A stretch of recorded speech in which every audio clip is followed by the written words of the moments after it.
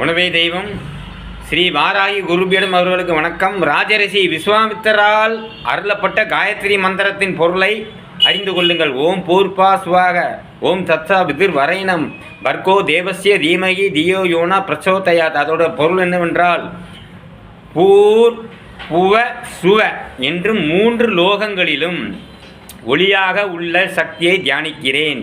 இதையே தான் தவத்திலும் உங்களுக்கு கூறுகிறோம். உங்கள் உருவத்தையோ மற்ற உருவத்தையோ சிந்தனை செய்யாமல் அந்த ஒளியை மட்டும் புருவ நடுவில் தியானித்து ஒளியை ஒளிரச் செய்ய வேண்டும். விளக்கின் திரியை தூண்டி விடுவது போல் எக்காரணத்தை கொண்டும் உங்கள் உருவத்தை நினைக்காதீர்கள். அது நீங்கள் அல்ல, உடல்தான். அதில் எதையும் வாங்கி வைத்து கொள்ள முடியாது.